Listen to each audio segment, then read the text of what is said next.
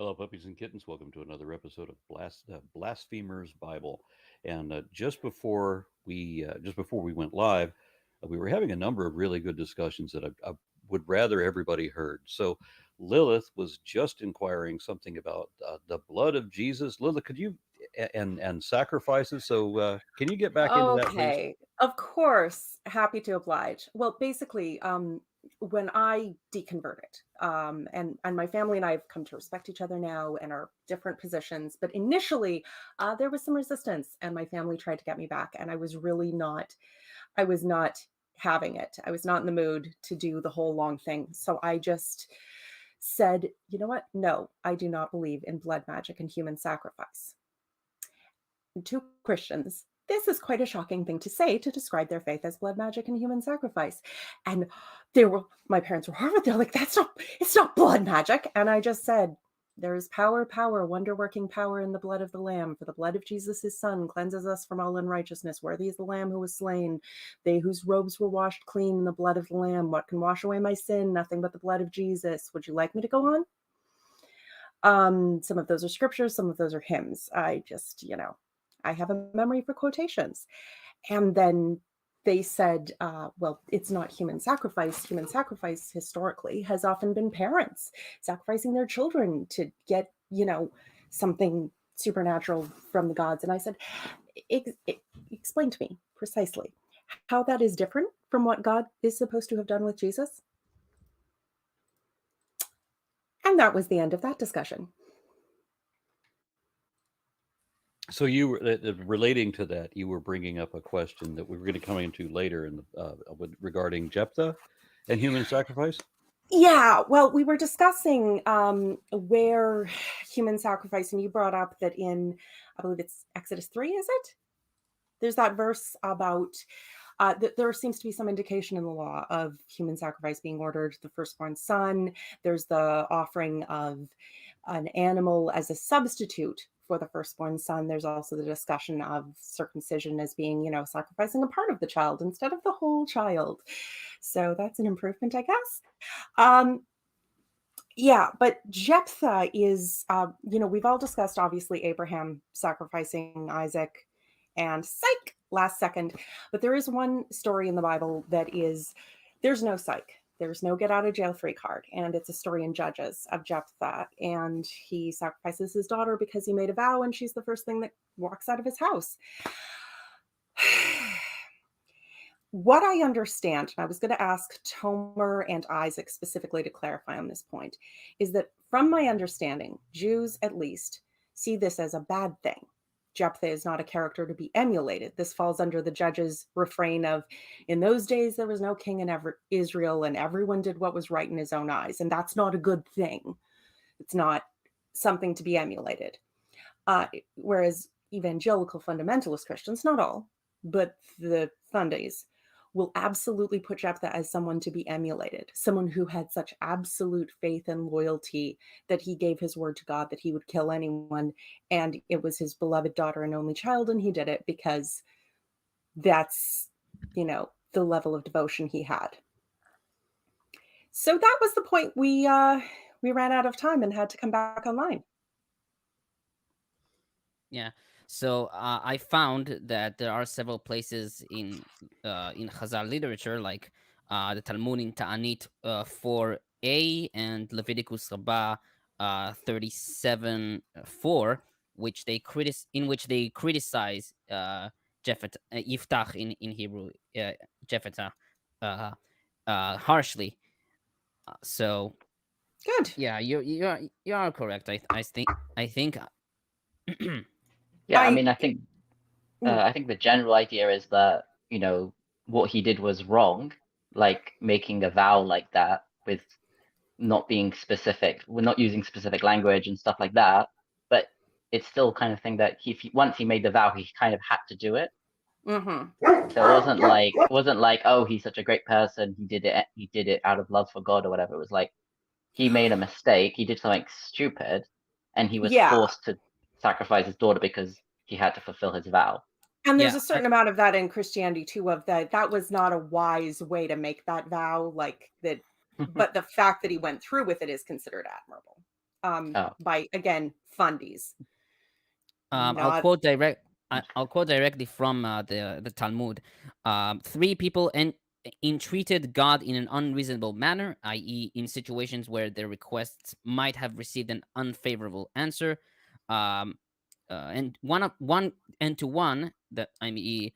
Responds, God responded unreasonably, i.e., unfavorably, in a manner befitting the unreasonable request.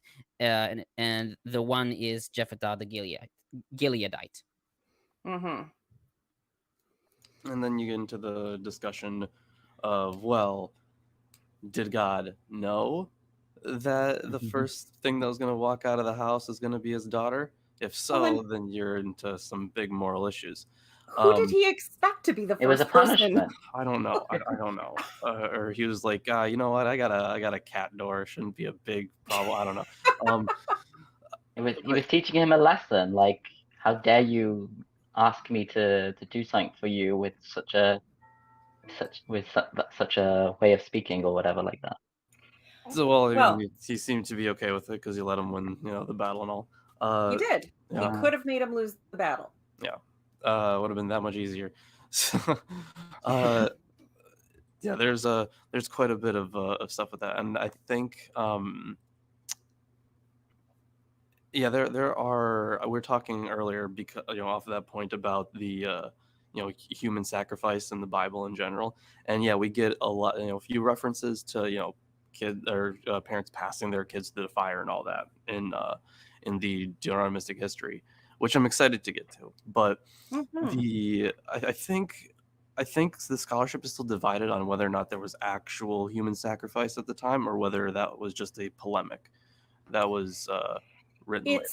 I think it would be naive to think it was never a part of that world. Precisely when and how, and then the apologetic for it later and how that affected the text is, let's just say, a bit of an open question. I don't know if we could ever get a satisfactory answer to that. Yeah, I think Francesca Stavrakopoulos, I think she argues that it was polemical. But then, I remember reading. But yeah, it's like as I mentioned, I hope so. As I mentioned, the 4th commandment in Exodus 34 does talk about bringing. There's the commandment to bring the children. You bring me your firstborn child on the altar, and yeah, it says you can redeem them with a goat or a pig or whatever. I mean, a chicken or whatever. But there are other passages. There's other passages in Leviticus and Ezekiel that say that are implying that people really did. That they weren't able to redeem them, so they killed their firstborn son. And I mean that famous line from, I think it's Ezekiel, that said that where Ezekiel says he's speaking for God, and he says, "I gave them laws by which they cannot live, to horrify them at the sacrifice of their firstborn sons." And it's interesting that the both in the text and portions of the text and in the actual, like a lot of the apologetic, especially the Christian one, that's what I'm familiar with, there's always the excuse that it was only to the foreign gods that they sacrificed their children. It was only to Molech that they passed through the fires. It was only these other evil, and that's why we had to go and genocide all the Canaanites, because they were the evil who did the evil bad thing that we never did, because our God would never ask that of us, because they are evil and we are good.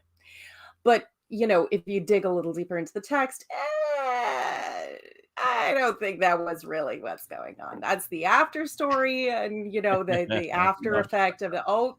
Bad them. It was all them, and only those of us who worshipped their gods did that because of the evil and the bad. I mean that religious people back then used to project the very thing that they're doing onto other people, to pretend that it's the other people doing the thing that they're doing and not them. It's almost as if it's human nature. It's almost as if it's an evolved survival mechanism of religion to demonize the other by what you yourself are doing behind closed doors. Oh my gosh. They still do that. Like it's like a page out of the Nazi playbook. The blood libel people. Absolutely. And QAnon, they claim that Hillary Clinton and Tom Hanks killed babies, Yeah.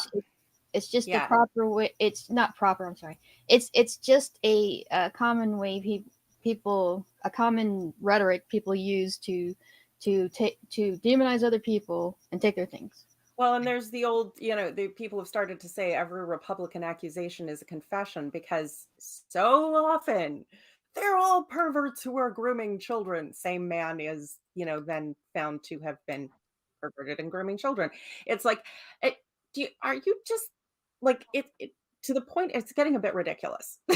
Like, you're like, So you're talking about the leader of this evangelical church who talks about their family values and who hates gay people, and he hates drugs, and he hates all that. But then he's caught snorting coke off a male prostitute's ass while cheating on his wife. Or hey, Ted the other Haggard. one, Ted Haggard Yep. is completely heterosexual. And there's a song to confirm that. Oh my god! It would have been wild if someone made a reference to that. Oh my god! Then there was the other leader of some other evangelical church group who also hates gays, who was caught having gay sex in a van out front of his church. Oh, for And then there's God's another sake, one. you can't even pull around the Another corner. homophobic, gay-hating pastor who was caught going into a hotel room with a Brazilian rent-a-boy. Oh. And this boy is hired to carry the man's luggage from hotel to hotel. And one of the accolades on this boy's resume is that he is 8 inches long and uncircumcised. Because that's what matters when you're carrying an old man's luggage. Well, it might depend what appendage you are carrying the luggage with. I mean, I don't know if the circumcision helps at all, but there's this packing, packing. What? And packing is packing. Apparently, he's good at both. But there's this. I wish I could find. I deleted the meme. I shouldn't have. There was a Hitchens quote where long before Ted Haggard, he said, every time one of these conservative types comes out about family values, I confidently set my watch, and always sooner rather than later, he will be found on his well-worn knees in some sleazy motel using an expired credit card to pay double the going rate to be pissed on by an Apache transvestite. Like, that was what Hitchens said. All right, I realized let me do this one. Masterful with words, though. Like, really getting Y'all remember this one? I have sinned against you. Yeah, wasn't he the one who was found raping his secretary and then tried to pass it off as an affair? Well, no, I think this one he was with a prostitute. So of the group of them, he was by far the most normal. Oh, good. And sex work is work, and sex workers should be paid honestly. But just don't. That all this stupid. No. Just no. Yeah, that's not the part we're bitching about. It's all the hate beforehand and hypocrisy that we're bitching about. The endless hypocrisy, yes. All right, so I lost track of the conversation earlier, but I wanted to point out that the trope where the daughter's the first one to come out, so she's the sacrifice. That one's common in other stories also. Look at Beauty and the Beast. Right. He promised. It sounds like a genie story. Yeah. I'm sorry, but I need to quote from Bowie's song. My, someone fetch a priest. You can't say no to the Beauty and the Beast. Perfect. Finally, we get to hear Tomer on stream. And I wasn't intending to say this, but when he said that was the most normal, but I'd like to add that gay sex and homosexual sex is normal. Yes, Okay. but they're, by their own standards, it's really big. Yeah. That's what he meant. The most commonplace. Let's go with that. Yeah. It's all right. So they're weird. I'm accumulating some comments I got to get to. So real quick, Okay. Frederick Agerbo says, as soon as Lilith is back on the panel, the conversations before the show is so interesting that Aaron have to include it in the show. That's just one of them we had. Lilith, that's why we love you. Now slay the Bible. Thank you, Frederick. I love you too, and I'm here. I got it. Let's go. What is your Come on. title? What is that? Show me that book. Oh, the Duct Tape Bible. Duct Tape Bible. It was actually a True Love Waits Bible that was given to me in my teens, which is a paperback, and they fall apart really quickly. And it was full of all kinds of, body shaming, purity culture bullshit inserts, which eventually, even as a Christian, I got sick of and tore out. And then I rebound it with black duct tape and put the words Duct Tape Bible on it in silver duct tape because I had an X-Acto knife. And it's actually a really durable cover. I'm just going to say, I'm not normally one for defacing books, but this is durable. You Lilith, refaced it. Lilith, you're I going did. to ruin me with the musical references. I'm not going to sing True Love Waits by Radiohead. Sorry. Please don't. And I then the have next enough one- trauma Song, from that but, movement. Trevor Wright says, if God was real, he wouldn't need people to determine that through a book that men wrote. It's a human book. Yes, Very much indeed. so. Then Minute Rice offers $6.66. You're most of the way through Genesis at this point. Love this show so far, and I can't wait to hear you guys talk about Moses. Oh, that's going to be fun. I'm excited to talk about Moses. There's a very good book written by John Van Setters called The Life of Moses, and he goes into each of the pericopes and the history and context behind the stories, where they possibly originated from, stuff like that. And Fun- really, really good work. John Van Setters is just top notch. Funny that Yeah, you I'm just looking said for an Sorry. explanation of how it is that Moses spent 70 years being this person and another 140 years being this other completely different person in a different place, Oh, and then well, another. because 40 is a magical number, and so every section of his life was 40 years long, because shut up. typological number. And then Eh. Mr. Universe says, hello, Aaron. Sorry if my English is bad. What's your opinion to regard nature as God? Because scientists refer to every historical event as nature cause and not supernatural. Pantheism, basically. pantheism. Yeah, well, yeah, pantheism is the worship of nature, and some people will put pantheism as the worship of nature as if it had a mind or a purpose. I don't understand what the need to find a purpose for life is. It's a stupid question for me. It's just literally meaningless. I will For me, say- it's when It it's even when you says go it to in the Ecclesiastes. Meaningless, says the teacher. Yeah. Everything is meaningless and So chasing good. after the wind. So I good. will say that So good. that scientists like Einstein and Sagan were pantheists. I don't think they were pantheists in that sense. They were open to the idea of the divine as being understood in a natural sense. And some pantheists believe that God animates the universe Well, the way we animate Einstein our said that bodies. Einstein said that he believes in the Spinozian God. Isn't Yeah, that God of reason. deism? Isn't that deism rather than pantheism? No, pantheism. Spinoza's God is pantheism. Oh, okay. I hold with what Richard Dawkins said. Theism is watered down, or deism is watered down theism. Pantheism is sexed up atheism. all right. Don't make it sound that good. Ooh la la. Yeah, and then of course the supernatural is, from my perspective, if you use the word supernatural in a sentence, you could replace the word supernatural with either the words magic or imaginary, and you wouldn't have changed the truth of the sentence. So supernatural is magical. If it's magical, it's supernatural. And the same with miraculous. Miraculous, supernatural, magical, they're all the same thing. They're synonyms of each other. I can understand it as a term for that part of nature which people didn't understand when we didn't have a reliable way to investigate nature, aka the scientific method. There's obviously you're working with what you have.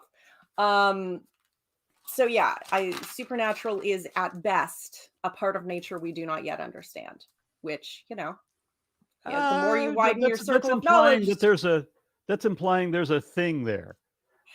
well, there's going to be a cause, which we may not necessarily understand for some event, more or less. But it'll most likely Things be that we natural. call supernatural. Superfluous, That's what supernatural is. It's unnecessarily adding something It's magic to an It's funny explanation. to me when the believers tell me, because this happens a lot, when they tell me that we don't believe in magic. It's the supernatural. Like, yeah, you don't believe in it, you believe in it. You just call it a different name. As you And so pointed out, and as I have so joyfully quoted you on many an occasion, magic is the invocation of supernatural powers to predict or alter future events, whereas the supernatural is the invocation of magical powers to predict or alter future events. Well, I'm sorry to be rude, but I think we have a Bible to read. Oh, yes. okay. It's gonna seem super tame now after all of that American Yes. politics stuff. I don't know. Yes. We left it on a cliffhanger last time. There was the impassioned plea by Judah for Benjamin's life, and Joseph, silent, looking at his brothers all on their knees, and seen. Heard no words. Who's gonna read? Because this is very readable part of the Genesis. It's a narrative. I read last time. Huh? Nalandra, What? read. Oh, okay. If nobody else is going to, I will. Okay. The rest can be a bit like arcane and difficult to read. Not very good reading on the toilet or whatever. Not that I would read this on the toilet. So here we Run out go. of toilet It's paper. the only good place. I guess. Oh, toilet paper. I will disagree with all This of is you, where but you will fine, feel go the ahead. movement of God. The In spirit my movement. bowels. I'm on the toilet right now. This is my toilet book. Nice and pretty. I feel the spirit move in my bowels. Okay, I'm not picturing anybody on the toilet now. Okay. Chapter 45. Joseph identifies himself to his brothers. Then Joseph could not refrain himself before all of them that stood by him, and he cried, "'Cause every man to go out from me, and there stood no man with him, while Joseph made himself known unto his brethren. And he wept aloud. And the Egyptians in the house of Pharaoh heard." Wow, they all left the room, they could still hear him. "And Joseph said unto his brethren, I am Joseph. Doth my father yet live? And his brethren could not answer him, for they were troubled at his presence." Like, whoa, that's Joseph. "And Joseph said unto his brethren, Come near to me, I pray you. And they came near. And he said, I am Joseph your brother, whom ye sold into Egypt. Now therefore be not grieved, nor angry with yourselves that you sold me hither, for God did send me before you to preserve life. For these 2 years hath the famine been in the land, and yet there are 5 years in which there shall be earing nor harvest. And God sent me before you to preserve you a posterity in the earth, and to save your lives by a great deliverance. So now it was not you that sent me hither, but God. And he hath made me a father to Pharaoh, and lord of all of his house, and a ruler throughout all the land of Egypt. Haste ye and go up to my father, and say unto him, Thus saith thy son Joseph, God hath made me lord of all Egypt. Come down unto me, tarry not. And thou shalt dwell in the land of Goshen, and thou shalt be near unto me, thou and thy children, and thy children's children, and thy flocks, and thy herds, and all that thou hast. And there will I nourish thee, for yet there are 5 years of famine, lest thou and thy household, and all that thou hast come to poverty. Behold your eyes and see, and the eyes of my brother Benjamin, that it is my mouth that speaketh unto you. And ye shall tell my father of all my glory in Egypt, and all that ye have seen, and ye shall haste and bring down my father hither. And he fell upon his brother Benjamin's neck, and wept, and Benjamin wept upon his neck. Moreover, he kissed all his brethren, and wept upon them. And after that, his brethren talked with him. Do you want me to stop there? Okay, go on. Seems like a good spot. First I have comments for verse 10 about the region of Goshen. So it could also be read as the land of Goshen. According to BDB Dictionary, it is a district in Egypt east of Lower Nile. The etymology of Goshen is unknown. The Septuagint translates it as the land of Gesem of Arabia, perhaps relating to the Egyptian word kis, meaning inundated land. The same region is described in the Bible as the land of Ramesses, as we see in Genesis 47, verses 10 to 11. Interesting. I have to say, verse 3 jumps out at me because at least here it's indicated as being potentially a different author than the rest of the chapter. But there's also that Joseph says to his brothers, I'm Joseph, and his brothers were not able to answer him. Like, you have to really see that as an oh shit moment. I mean, of all the oh shit. Yeah, Oh shit. yeah. So he has to so he has to say it again, like, come over here, pray. And there is a really funny note on this, and I'm not sure if Tomer saw it in his reading, but there was apparently a proposal of the Midrash Bereshit Rabbah that he invites them to come close in order to show them that he's circumcised. Yeah, But kind of bring that up. pretty out there. I haven't seen you in 20 years. You sold me into slavery, and I'm forgiving you. Yep. Hold on. You're right. See Rashi that dick also, of yours. Yeah, Rashi brings Rashi it also up. says that it's in Bereshit Rabbah 93:10. He knew how to cure their embarrassment. Yeah. Well, which is that why they would were break quiet. the ice. Yeah, like, look, here's my penis. Don't you recognize it? What Yeah. kind of brothers How could won't you- recognize your face, but I am will of your recognize kind. dick? Oh, They recognize the art, the styles. Like, oh, we have the same circumciser. Right. Joseph. Right. I will also comment on verse 12. So can my brother Benjamin here. So Rashi here comments, he mentions them separately and alike to imply, just as I harbor no hatred against Benjamin, my brother, for he was no party to selling me, so is my heart free from hatred against you. Benjamin would have just been a kid at the time. Did we read verse 16? Not yet. No. Yeah, No. just That's gonna the- got that's a the next comment. Minute Rice says, I like the way you put it in your book. Miracles are just magic that God does. Kind of like when a VIP is murdered, we call it an assassination. Exactly, yes. True enough. True Okay. enough. What's funny, what's not, I guess, ironic, I don't know, about miracles is in the Bible, that's often proof that God is doing this. Like this whole story, you sold me into slavery, and this all seems very far-fetched, but that's proof that God is at work here. And God is speaking less the further and further into the chapters we go, directly. But his miracles that defy reality, that's God, rather than God saying stuff. This is something that I find it breaking down was an important part of my deconstruction. This idea that if miracles are when things work out well, and that's a sign of God's blessing. Lalandra, I don't know how much you've run into this, but I imagine you've seen it quite a bit, where there's this thing of, if it turns out all right, or if some good comes out of something, then it was God's will and God did it to bring about that good. As someone who has endured trauma in my life, fuck that. I made good out of the hell I went through because I chose to learn, and I chose to grow, and I chose to endure, and I chose who I would become out of it. And I'm still choosing. God has fuck all to do with that. Yeah. It's still very common for people, whenever somebody's cured of cancer, to praise God. Praise the surgeon. Yeah. Praise the chemotherapy. Yeah. Sucks, but it worked. My journey with this, I used to believe that miracles were proof that God, the Bible, is true.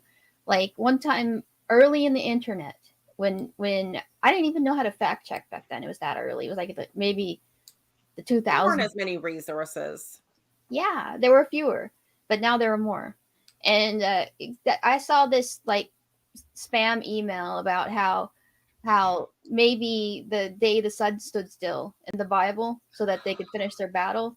The one where someone went back through time, some physicist, and found there was a day missing or something like that. Exactly. And I was like, I told my brother, who was infuriating. He went through all the fundamentalist crap that I did, but he decided he wasn't a Christian and he was agnostic when he was a teenager, and that took me until my 30s. And he was like, well, probably not. It's just some kind of coincidence. And then people answered me on the internet, and they go, look at Snopes about this email. And I started to learn how to think more critically, and not the way I was raised to think about not just to accept it without questioning it. Not that I didn't question it, I did, but I was always shamed for questioning it. And the Bible is throughout. There's verses, don't question this. And you're given very specific scripts by which to ask very specific questions that have very specific prepackaged answers, so that you can feel like you questioned without ever actually undermining the foundation of your belief. And the whole story of Abraham, don't question God. If I said to sacrifice your son, then that's my plan. Well, and wait till we get on to Moses. I mean, Moses does all the work and doesn't get to see the promised land because he hit a rock instead of talking to it. Like, don't question. How freaking nitpicky do you have to be? Mm-hmm. Well, God didn't tell him to do anything with the rock that time. Well, you see, he didn't obey God perfectly like a robot. Exactly, and explicitly only to the letter of what was told, and nothing else besides, because we have absolute free will to do just precisely what God says and no more, or we die. And people fall back on the New Testament and Jesus and say, well, Jesus was nice, or Jesus was better. And how many times did he say, oh, ye of little faith? If you had the faith of a mustard seed, don't question me, don't question God. Have faith. Well, no, you're free to question. You just won't get any blessings that way, or any healings, which are totally open to you when you're desperate and watching the people you love around you die. But if you only had faith, it would all go well.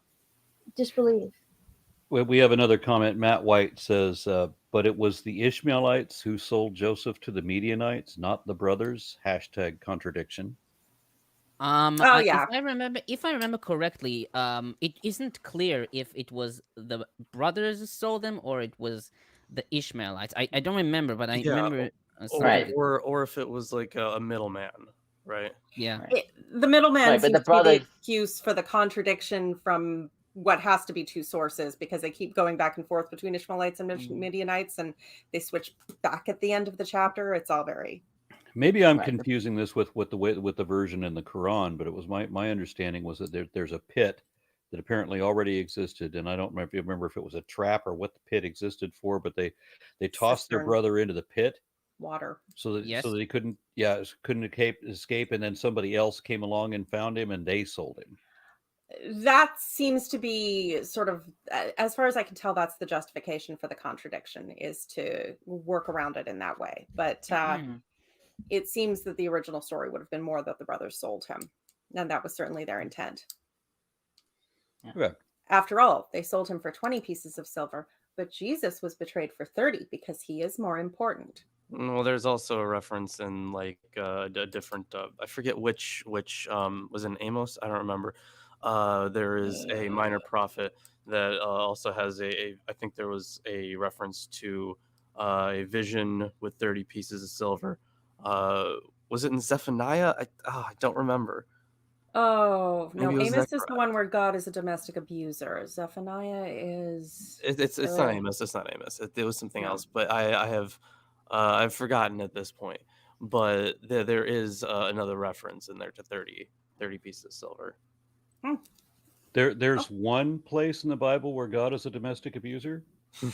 Oh, it's more just very clearly laid out in the I only beat you because to make you love me, and I keep beating you. Why don't you love me? And it's all your fault that I beat you because you should love me more. It's very explicit. Amos 4. When we get there, I'm just going to have a domestic abuse pamphlet. The signs, warning signs. We're just going to go through that and tick them all off in the first 5 verses, probably. Sounds appropriate. All right, Lalandra, finish up this. Okay, this chapter. Yep. And the fame thereof was heard in Pharaoh's house, saying, Joseph's brethren are come, and it pleased Pharaoh well, and his servants. And Pharaoh said unto Joseph, Say unto thy brethren, this do ye, lade your beast, and go get you unto the land of Canaan. And take your father and your household, and come unto me, and I will give you the good of the land of Egypt, and you shall eat the fat of the land. Now thou art commanded, this do ye, take your wagons out of the land of Egypt, for your little ones, and for your wives, and bring your father, and come. And also regard not your stuff, for the good of all the land of Egypt is yours. And the children of Israel did so. And Joseph Anything gave up to them half my kingdom. Sorry. And the children of Israel did so. And Joseph gave them wagons, according to the commandment of the Pharaoh, and gave them provision for the way. To all of them he gave each man changes of raiment. But to Benjamin he gave 300 pieces of silver and 5 changes of raiment. And to his father he sent after this manner 10 asses laden with good things of Egypt, and 10 she asses laden with corn and bread and meat for his father by the way. So he sent his brethren away, and they departed. And he said unto them, see that ye fall not out by the way. Like, don't fall down while you're going there. And they went up out of Egypt and came into the land of Canaan unto Jacob their father, and told him, saying, Joseph is yet alive, and he is governor over all the land of Egypt. And Jacob's heart fainted, for he believed them not. Like, nobody believes this until they see his penis, apparently. And they told him all the words of Joseph, which he had said unto them. And when he saw the wagons which Joseph had sent to carry him, the spirit of Jacob their father revived. And Israel said, it is enough. Joseph my son is yet alive. I will go and see him before I die. The Okay. So The end. And the story ends there because he never got to see him because he died. Well, no, you see, this is the problem with not having Polaroid. If they had just had Polaroid, they could have snapped a picture of his circumcised dick and been like, here, Dad, I swear. Yes, I recognize the craftsmanship. That's it. That's the word. I did that work. So verse 16, Pharaoh and all his officials were pleased. So Nachmanides comments, for it was a disgrace to them to be ruled by a stranger, a servant, and now when his honorable brothers came to him, and it became known that Joseph was worthy to stand before kings, they all rejoiced in the matter. Sfono comments that Pharaoh reasoned that if Joseph's family were to settle there, he would have more of a stake in the country's welfare and would perform his duties more diligently. And verse 18 about the fat of the land. So in Hebrew, it's chelev. According to BDB Dictionary, while the word is used to describe fat of beasts or of human body, it could also describe the best part of something. For example, wine and oil in Numbers 18:12. Where there is fat, there is flavor. Yeah, the Americans know it very well. Verse 23, the best things of Egypt. So according to the... Did I hit a weak spot? Yeah. Oh no, my computer froze. Oh, sorry. Aaron's according just to really the mad that you're Talmud- making fun of him. No, he's right. He's right. When I ate horse in Iceland, people ask me what does horse taste like? Well, and I realize that horse is very lean. It doesn't have the fat, so it doesn't have the flavor. So that's correct. Yeah. Okay, so verse 23, the best things of Egypt. According to the Talmud, Megillah 16b, he sent him old wine, which old people like very much. Bereshit Rabbah 94:2 states that he sent him split beans. Okay. Yeah, that's the gift. And other provisions. In fairness, in time of famine, it might be. He was old, so he didn't have to split them himself. Yeah, they cook up Nice nice and soft and gum. Benjamin didn't have to chew them for him. The beans. They already split. The other provisions. Baby birding it. The other provisions, Rashi comments that he gave him relish. Ibn Ezra comments that this refers to, quote, peas, beans, lentils, millet, spelt figs, raisins, and dates. Yeah, that sounds nice. 24, don't quarrel on the way. That's the NIV. Rashi comments that according to the plain sense of the verse, quote, because they felt ashamed, he feared that they might quarrel on the way about his having been sold. arguing one with another. One would say, "It was through you he was sold." Another, "It was you who made slanderous statements about him and caused us to hate him." Rashbam comments that he told them not to be nervous about robbers that they might encounter on the road because there's peace on every side. And verse 26, Joseph was stunned. KJV translates as Jacob hearts fainted, and JPS, his heart went numb. Rashi comments that it is read figuratively. He ceased to believe. His heart took no notice of their words. Sfono comments that he passed out. His heart stopped beating briefly, something common when people faint.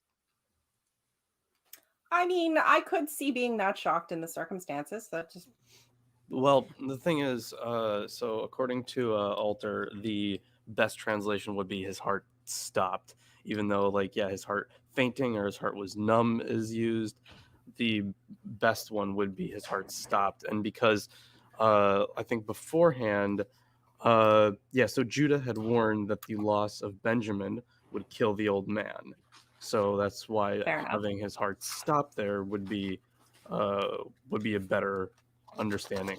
Like he of course didn't die like here No. immediately. well, But he was already, like, super old, and we kind of get it later, like, let me go see him before I die kind of thing.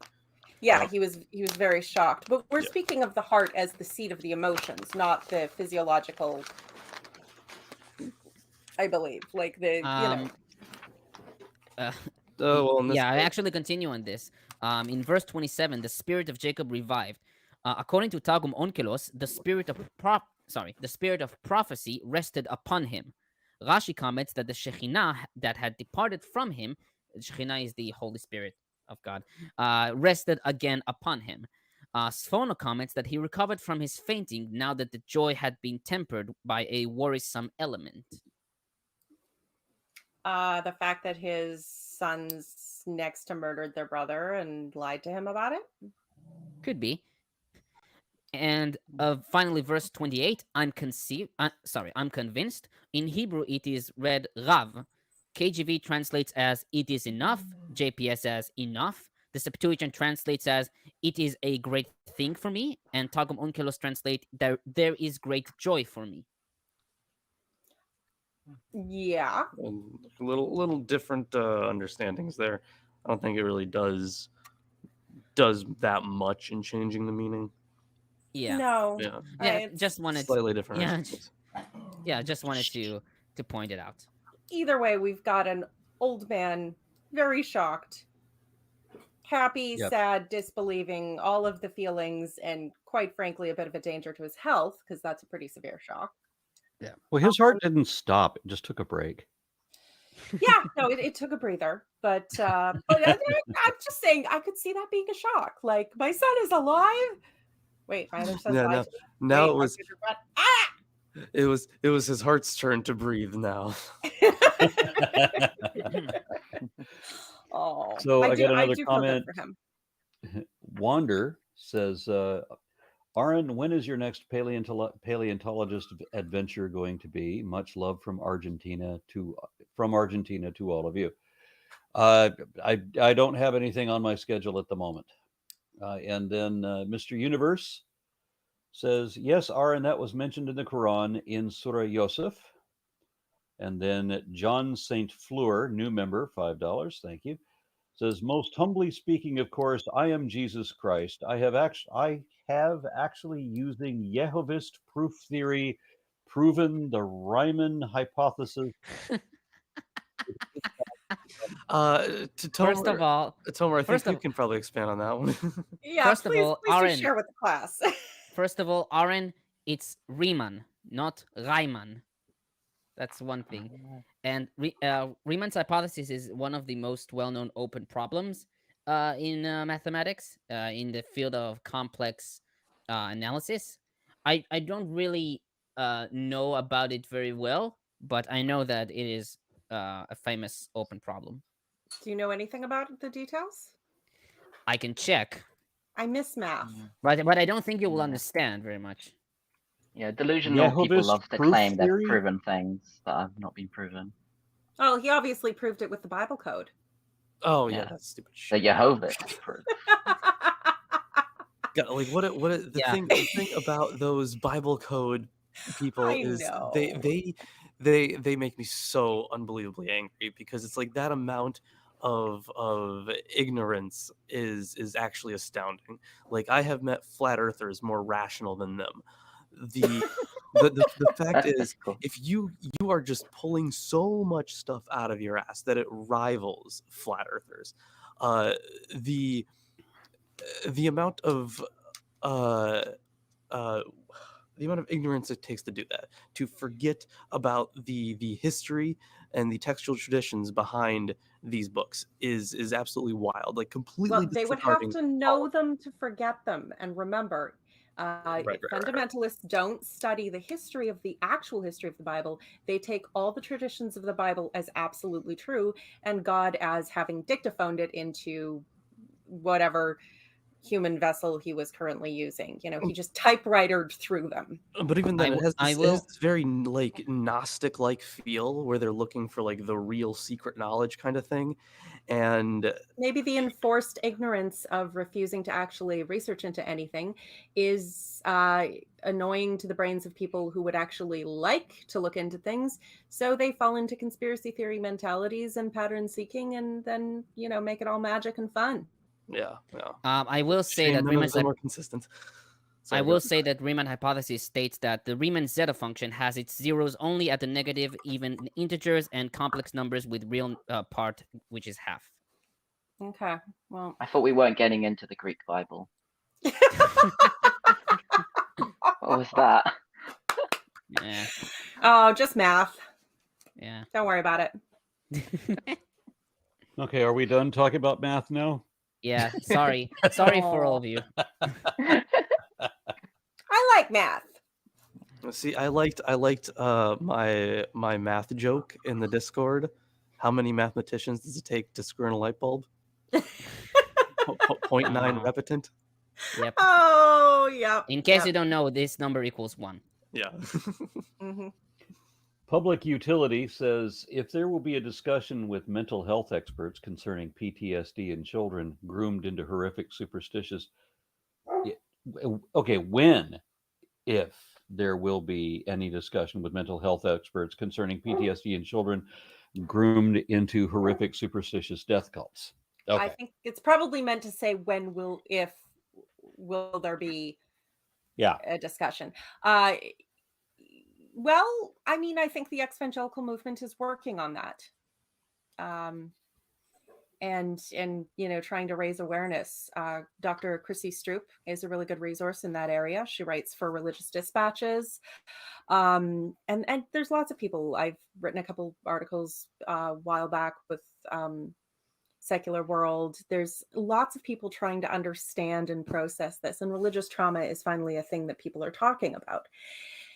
It's going to take a while, though, because unfortunately, some of those horrific superstitious death cults have a really big political hold in major places, not just the United States, although that's obviously a big one, but they keep sending out missionaries to Africa to corrupt their political systems again. And, you sending out fundamentalist cells throughout Europe that are having impacts and, grabbing onto problematic ideologies that are going on there. So it's something we're going to be wrestling with for a while. And unfortunately, because of the prejudice not to say or publish anything too much against religion, it's very hard to get someone to sit and take an honest look at that.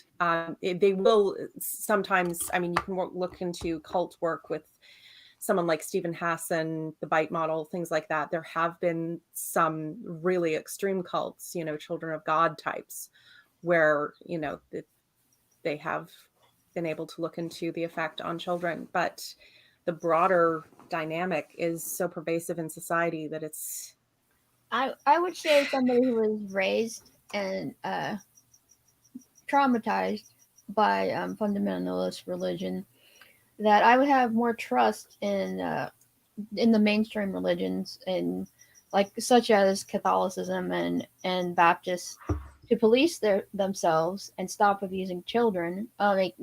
the lightest of it is telling children that they are born sinful and going to hell if they don't accept Jesus. That's the lightest of it, you know? And that's also the worst in some ways, because it's very deeply wounding to your sense, like they undermine your entire identity and self. Like I honestly, genuinely, as a child, it was more disturbing to me, the idea that I deserved to go to hell than that I might actually go. The idea of burning forever, children a lot of times have really imaginative minds. You know, they are more prone to nightmares and stuff like that because their brains are developing, and that's just a wrong thing to do. But beyond that, the unquestioned authority allows people, religious authorities, to abuse children, like actually beat children, spare the rod, spoil the child. And all of the sexual scandals. I mean, that happened in my little church too, and they swept it under the rug. So I'd have more faith that they, not faith, but trust in their ability to police themselves if they would stop fighting the law to make religious authorities mandatory reporters of abuse. Yeah. Well, and I don't trust them at all, because I mean, not a year goes by that we don't find some mass grave of children that were, you know, from a Catholic orphanage or a Catholic school or a Catholic, like, when was the last time we went a year without one of those, or without a study that some, country or region had conducted saying, oh, we just discovered, unspeakable amounts of atrocities that have been going on. Even not, well, people still die, but even not that extreme. Like, even mainstream churches, like, they're always having scandals about how widespread abuse is. And still, because it's taught. Because spare the rod, spoil the child isn't just something you're permitted to do. It's something you're required to do to be a good parent and a good spiritual leader. And because, quite frankly, if you're going to swear people to celibacy and then lock them in a room to teach torture porn to children, it's not going to end well. Yeah, the thing is corrupt that you're basing it on, and it's an enabler of abuse. Like, even just one parish in Philadelphia, not one parish, but Philadelphia, they had dozens of priests that molested children. So I have no trust of them to stop traumatizing children, because they have unquestioned authority. And they need to have an objective outside authority review their cases whenever it's heard of. They just sweep it under the rug for the good of the church. And how good is it, I got stacking up a couple of comments here, so I'm going to try to jump on them. Puritan Reenactor offers 50 Danish kroner, says, "Thou art fully unworthy of God's love. Pollution is deep in thy nature, and thou art as a winter tree, unprofitable, fit only to be hewn down and burned." Yes. This person offered 50 Danish kroner to tell me that. It's fucking metal. Let's go. Hardcore as fuck.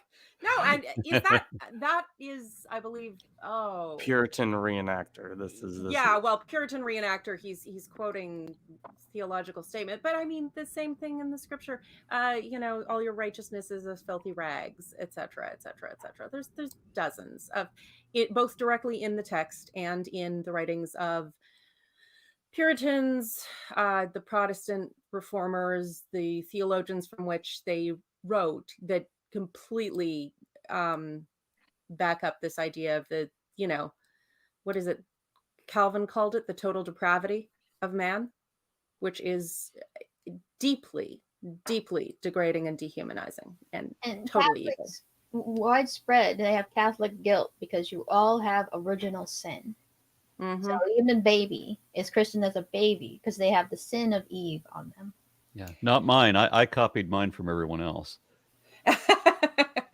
Unoriginal sinner. Oh yes, I haven't really come up with an original sin yet, have I?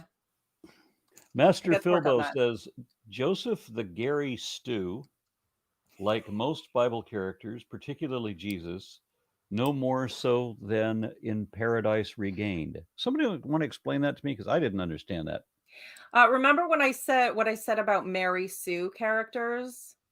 About how they're sort of perfect in a very generalized way and everything kind of goes right for Gary, them. Stu, Mary Sue. Yeah. Gary, Stu, Mary Sue. And Jesus' character, what he has, which frankly, I don't think he has a consistent character. And I'll get to the story of that actor sometime who said that basically when he studied for it. But Jesus in Paradise Regained, which is the sequel to Paradise Lost by John Milton. Yeah, I actually haven't read Paradise Regained. I really need to do that. But if he's anything like his dad in Paradise Lost, he's a pontificating jackass. Okay. Then Sailman offers $5 and says, "Hey, Aaron, where did you get your Mjolnir? I want one just like that, and I want to wear an Ankh, but I'm an atheist. Is that weird?" I know plenty of atheists who wear Ankhs, and some who wear Mjolnir, and like I said, I wore a pentacle for a long time, even though I was still atheist, because just like going back to my roots, kind of a thing. So that's all that was.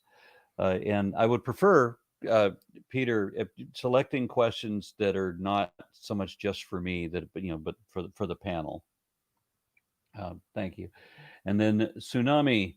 As a kid, I remember there was a scandal at my church where the priest found out one of the women at the church in a porn mag. And I asked my mom, well, why was he looking in there to begin with? You know, before Good for her. Good for her.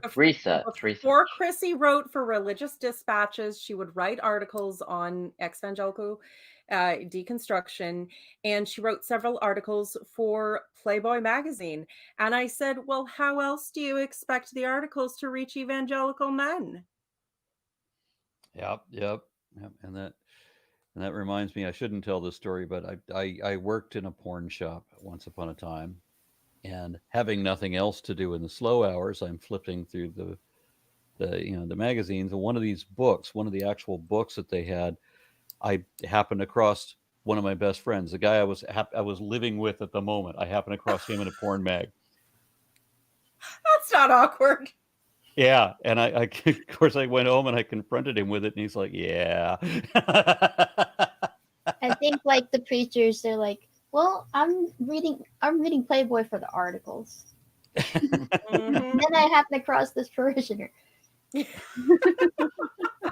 And then Minute Rice offers $6.66. It says, "Indoctrination is rough. The hardest part was deconstructing purity culture. Even as a man, I did do it eventually and discovered I am bisexual." Good for you, Minute Rice. Yeah, it's true. Like that original sin thing, always feeling guilty as a woman for what Eve did. You know, well, you shouldn't be complaining about your period pain because that's Eve's fault, and you're a woman. All the shaming for being a woman, you know, It and gets even worse in the Life of Adam and Eve. Mhm. The misogyny there is just so it's on crack. Like we think Oh, yeah. like Genesis is bad about it, not in comparison to the Life of Adam and Eve. yeah. I'll look that one up. And as a man, you know, don't complain about how hard you work because Adam listened to his wife. Well, you know So what? that's worse. That's why I called myself Lilith, because I am not a daughter of Eve, C.S. Lewis. I am a daughter of Lilith. And if you pull that bullshit on me, I'm coming for you.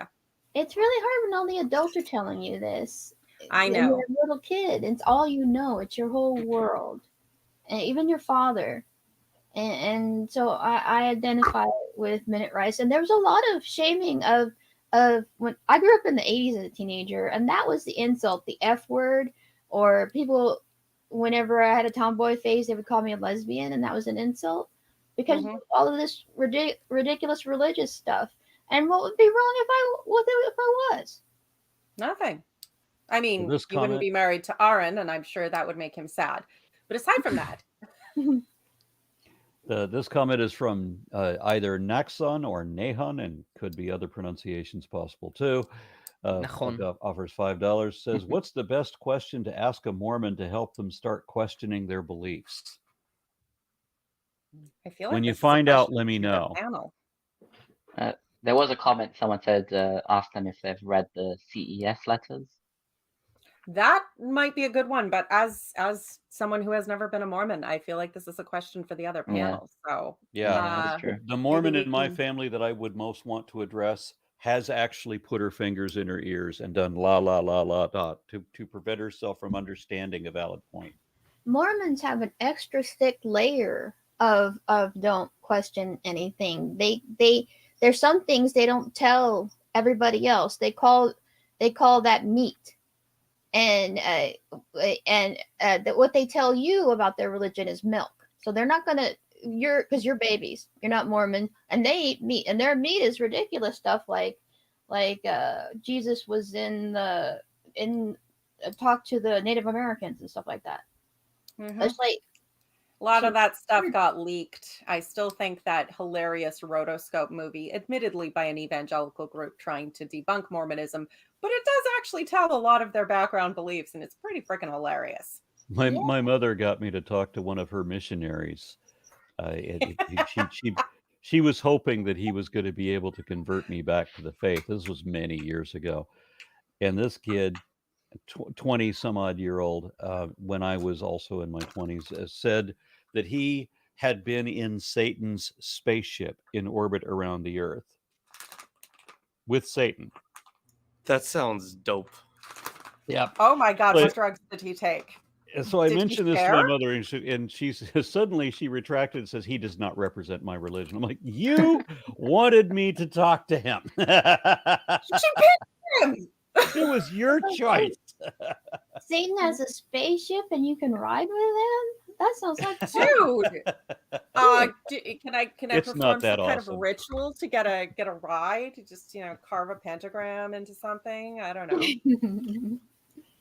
That's gonna be the Okay, next. so That's then gonna be the next Nathaniel- summoning I try. Yeah, it's the aluminum falcon. So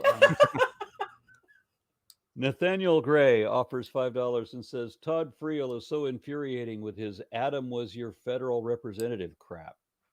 I didn't vote for him. All right, and that's the only comment there's going to be on that. So, I didn't are we vote for him, moving I'm not on? Are we moving on to 46? Yes, and I should mention that this is part genealogy from verse 8. So All right. There's all these Okay. Hebrew names in there. I need to read this one. Yeah. Well, gosh golly, wouldn't that be swell? Yeah. Read it like an American. Well, it doesn't really work when I can't see Tomer's face. Oh, you can hear it, in his frustration. in his Just start hearing a thumping as Tomer starts head-desking every word. I have my No. Bible here. You know that Match sound it up to you.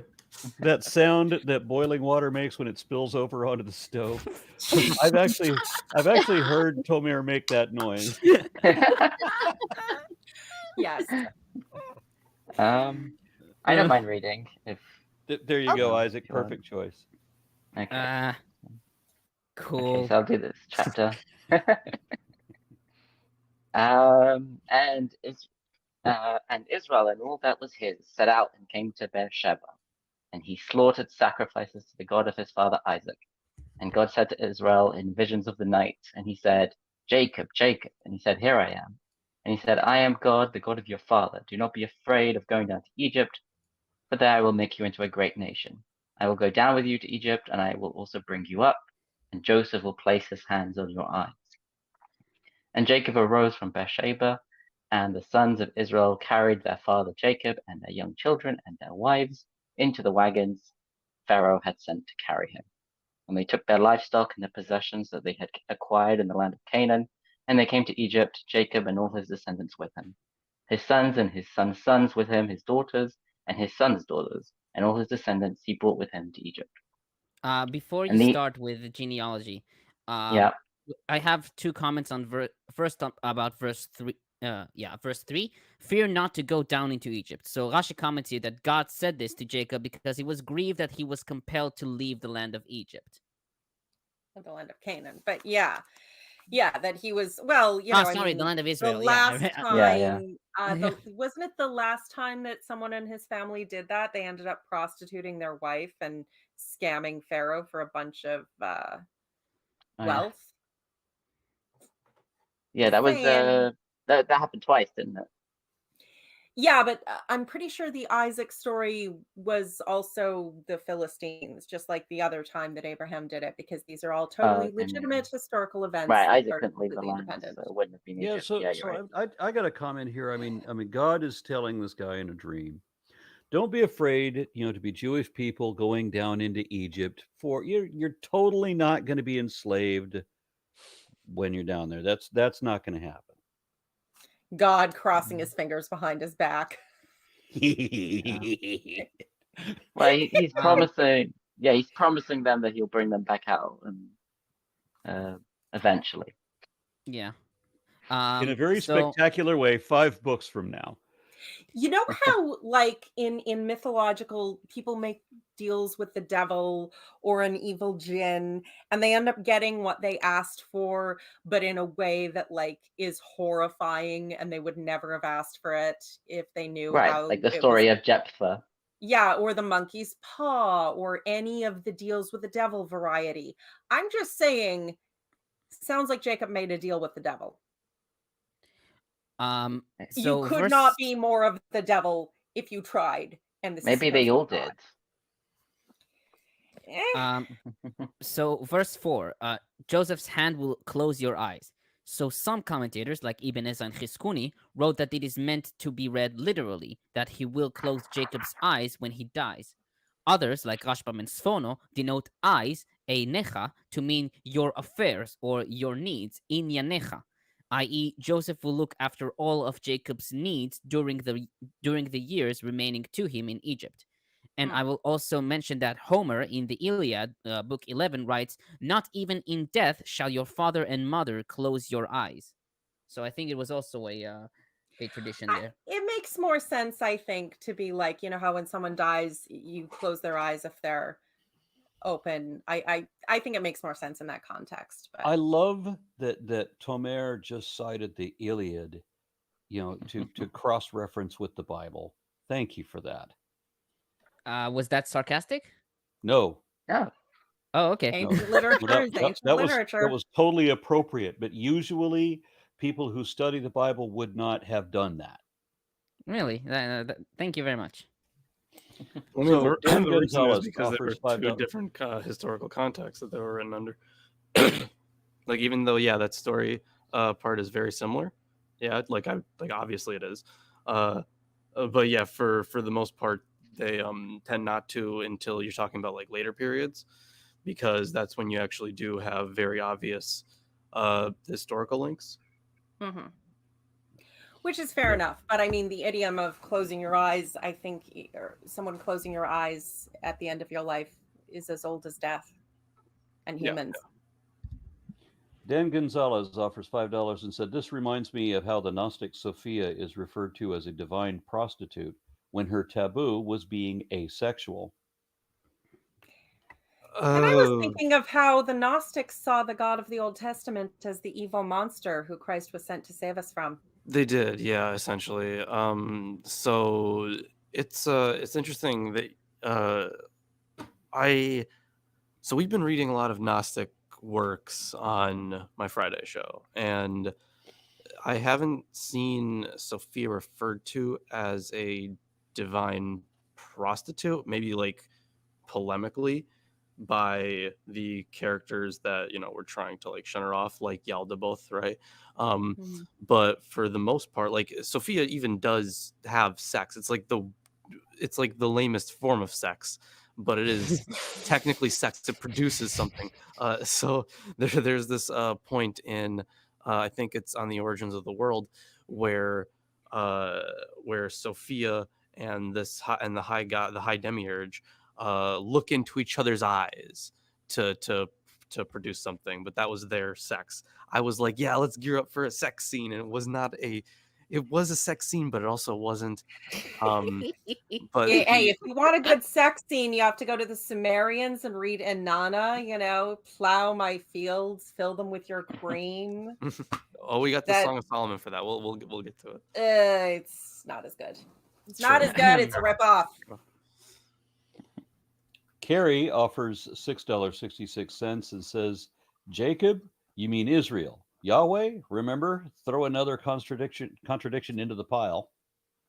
Oh, actually, and it does partway through verse 5. And then Jacob left Beersheba, and Israel's sons took their father Jacob and their children away. It goes back and forth between them. That's why the documentary hypothesis puts a line there, and Jacob left Beersheba, line, different author, and Israel's son took their father Jacob.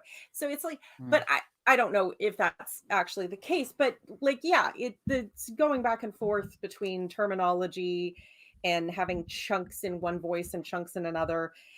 It's, yeah. And then a comment from John St. Fleur says, new member, gifted 5 RN Raw memberships. I'm not sure I understand that. Yeah, he I just think that's gifted a you. Discord thing. Yeah, he gifted 5 memberships in YouTube. Ah. Oh, okay. wow. Oh, thank you. People in the chat can claim them. I don't know how many are left. Some people are did, but thank you, John. That's very generous.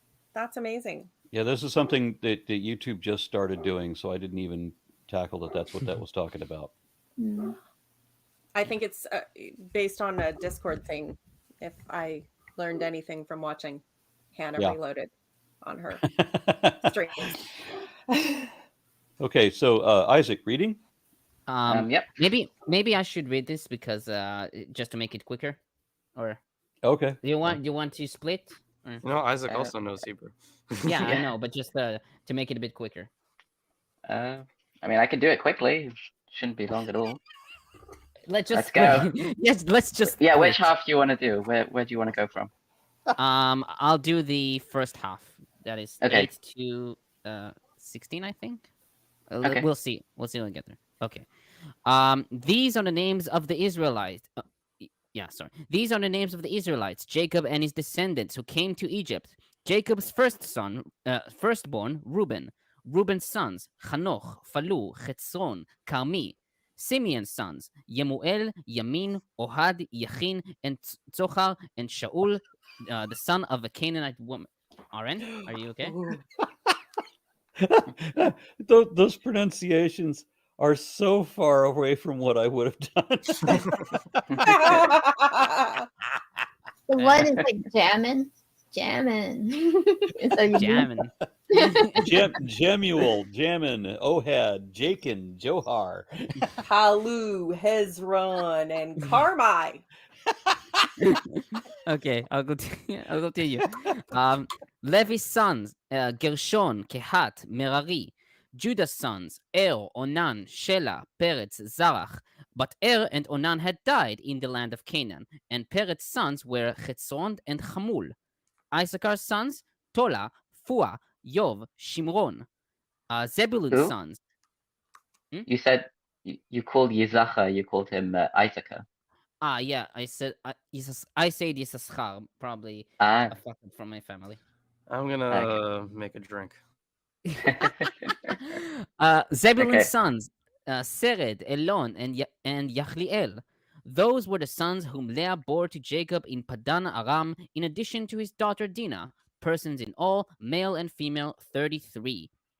Gad's sons, Tzifyon, Chagi, Shuni, Etzbon, Eri, Arodi, and Areli.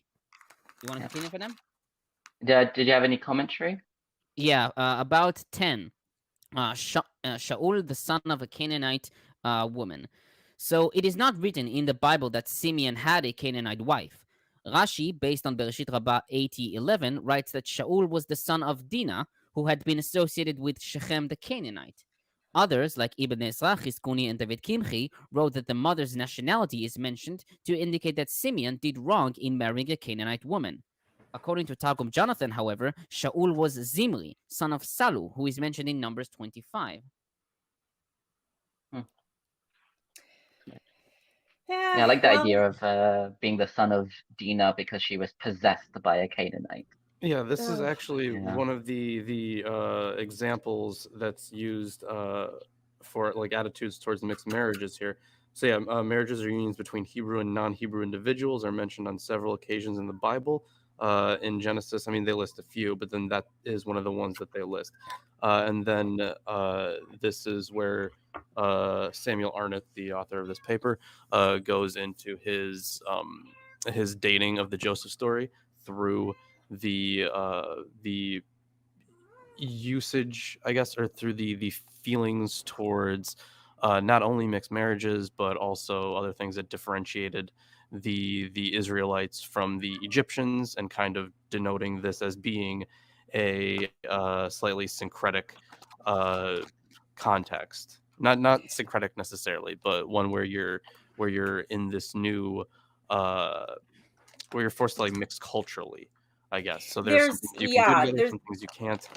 there are several times in history where the issue of shitting on any mixed marriages becomes a really big deal, and that's that's obviously indicative that it's going to come at one of those peak points. Here, kitten. But she brought me her mouse, and now I have to give her treats, and now she's very offended because I haven't gotten up and thrown her mouse because I'm on the call.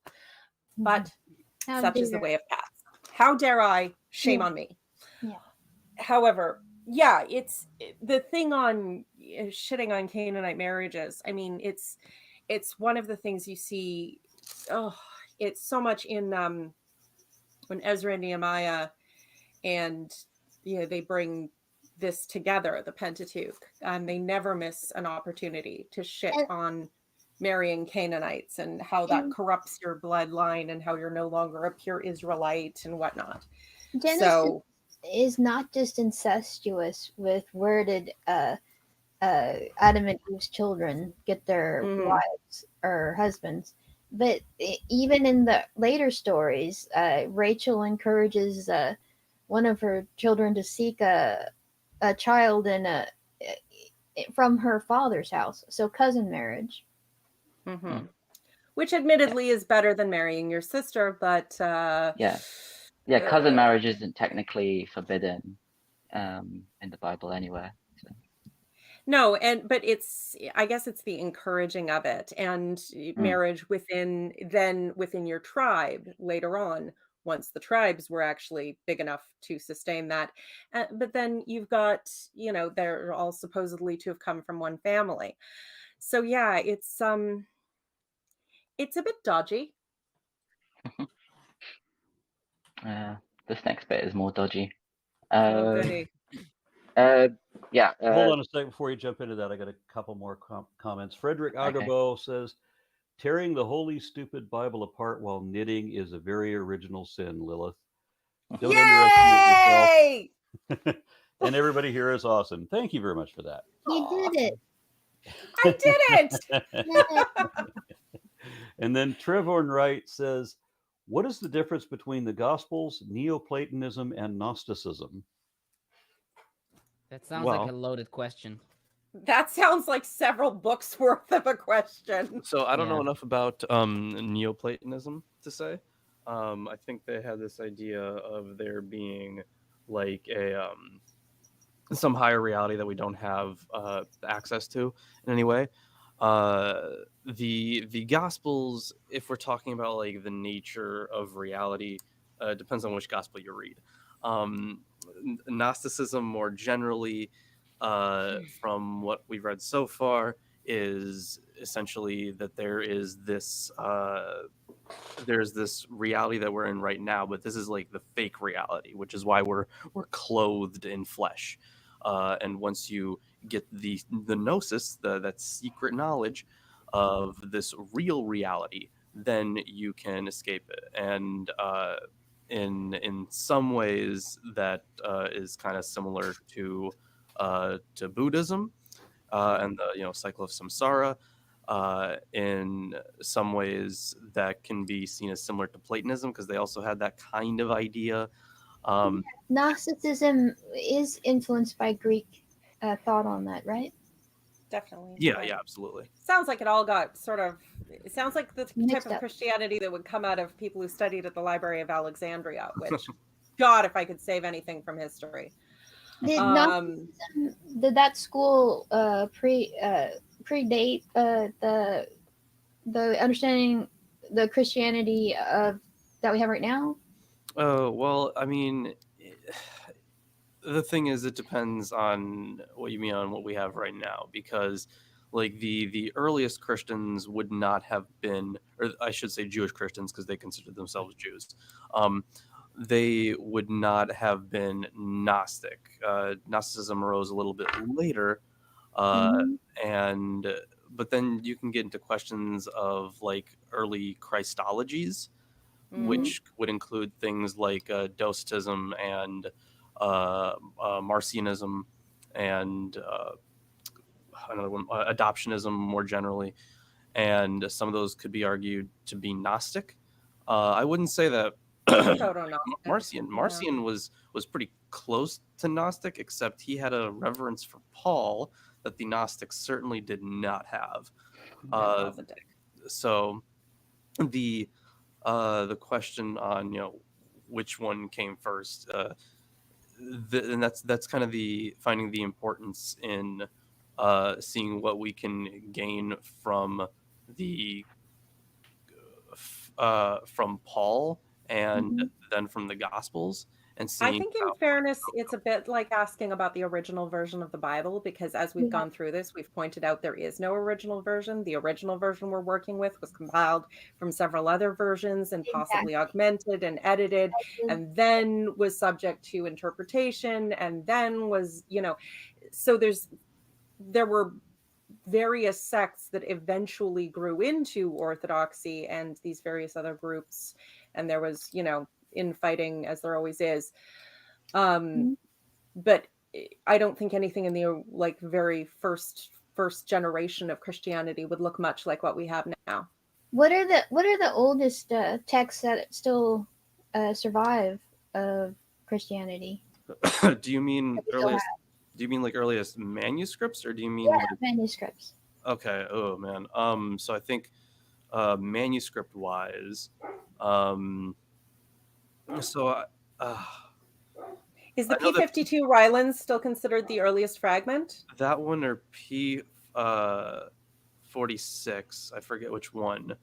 P52 was for the longest time, but I don't know if it's been superseded. Yeah, or is it? It might be P52.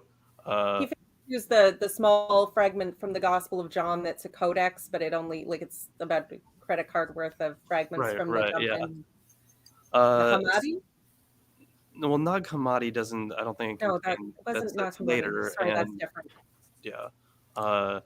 So the thing is, I think that would probably be our oldest one. I think it might be P52. It also could be P46, but I forget. There might be some debate. Yeah. It's probably P52. I'm probably misremembering it anyways. But yeah, in terms of manuscript evidence, that would be probably our oldest. But then we also have references to the text in early church fathers as well.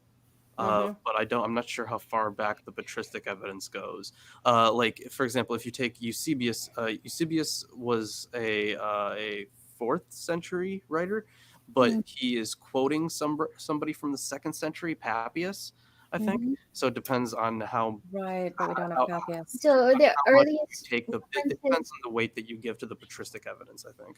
Well, and earliest evidences that even references, are they 200 years after the Christ? Well, that again depends what you're talking about, because like we said, P52 Rylands fragment is widely accepted to be probably the earliest fragment of a New Testament manuscript, but it's from the Gospel of John, and the Gospel of John was absolutely written after the Synoptic Gospels. So yeah, I think P52 is that would be the oldest. Yeah, it's the oldest manuscript. It's only a little bit. The dating on it is basically based on handwriting, because there's not enough of it to carbon date. But it's considered the oldest fragment we have, most likely. But again, John is not the earliest written. It's definitely later written, and with a very specific ideological thrust Yep. in mind, whereas the synoptics Wasn't tend to read John more like plays. commonly accepted to have been like 60 years after the alleged fact? Oh no, those are the synoptics. John is maybe 100 years. It's Oh, yeah, no, the yeah. synoptics would have had to have been 70 I mean, AD. Mark is like 40 years, right? I mean, that's No, you're thinking of the letters. The earliest thing written in the Gospel, New Testament as we have it today, are the letters. The letters from Paul, the letters not actually from Paul that pretend they're from Paul. The epistles came first. The Gospels were written after, and the Gospels were written after the fall of Jerusalem in 70 AD. You can see this in a couple of things, including the prophecies of Jesus and very specific wording in them, but also certain religious practices in Judaism, I believe, that changed after the fall of the temple because they had to, because there was no temple to do sacrifices at. And these are reflected in the stories about Jesus in a way that doesn't make a lot of sense for the story that happened before the fall of the temple in Jerusalem. But lots of Christians will just say, you just don't believe in prophecy, so you can't believe. Although I wouldn't place John up to like 100 years after the fact. I'd probably place it in like the 90s or something. But that would be like 60 years afterwards. And yeah, so you have the Pauline epistles, which would come about like 20 or so years afterwards. Oh, 40 after the event. Yeah. Okay, fair enough. That's so odd because that doesn't like the epistles, like, isn't that after Jesus' death and then yes, John? But they were written before the Gospels. The Gospels were written later, but about a time that came before the writing of the epistles. Yeah, but we're on the other testament right now. Yeah, but I was going to say there's too much Christianity creeping into the Torah. Sorry, sorry, not very familiar. I'm just trying to situate your mind. Wave a Star of David at us. Just exercise the Christianity from the room. I don't know. I used to wear one more comment. Minute Rice offers $5 and says the difference between dogs and cats is thus dogs look up to you thinking that you're God. Cats look down on you and know that they are God. Okay, we may continue. Yeah. Thomas, did you have something on 15? No, I did not. Oh, okay, I'll say it then because I think it's interesting. So verse 15 says, "These are the sons of Leah that she bore to Jacob, and Dinah his daughter." So the Rashi says, "Why does it say the sons of Leah but the daughter of him?" And Rashi says, "The males are attributed to Leah and the females to Jacob to teach you that if the woman emits seed first, she gives birth to a male. But if the male emits seed first, she gives birth to a female." And this comes from the Talmud. You know what? This sounds like an encouragement to make your wife come first, and I'm not going to argue with it. Yeah, that is the thing. If you make your wife come first, then you're more likely to have a son.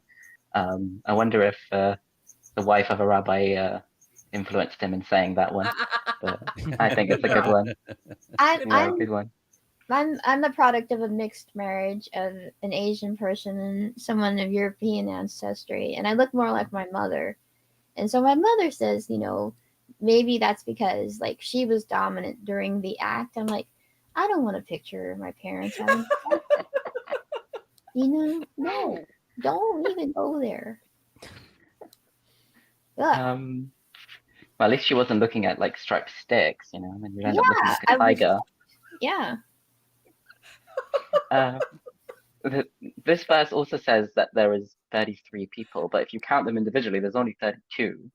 And so Rashi says that the missing one is Yocheved, which is the mother of Moses, because she was born between the walls when they entered into the Egyptian city.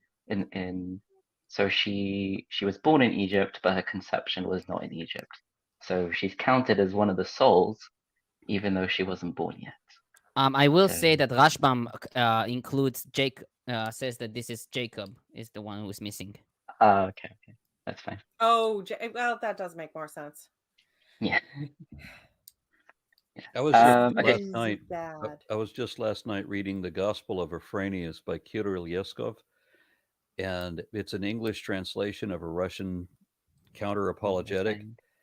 and I don't know if it's a fault of the translation. Maybe the common spelling is different, but when it mentions Martians, it spells it as Martians.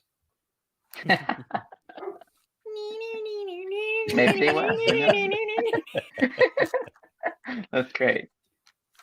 Okay, so I'll go back into the text. Yes. So 17. Yeah, 17. I'm gonna, Tom, I'm gonna try and read it a bit more standardized pronunciation for you. Asher's sons were Yimna, Yishva, Yishvi, and Bria, and their sister was Serach. Bria's sons were Chaver and Malkiel. The above were from the sons of Zilpah, whom Lavan gave to his daughter Leah. She bore these 16 souls to Jacob. The sons of Rachel, Rebecca, Jacob's main wife, were Joseph and Benjamin. In the land of Egypt, Joseph fathered Manasseh and Ephraim, whom Asnas, the daughter of Potipharah, the governor of On, bore to him. The sons of Benjamin were Bela, Becher, Ashbael, Gaira, Naaman, Aichi, Rosh, Mupim, Chupim, and Ard.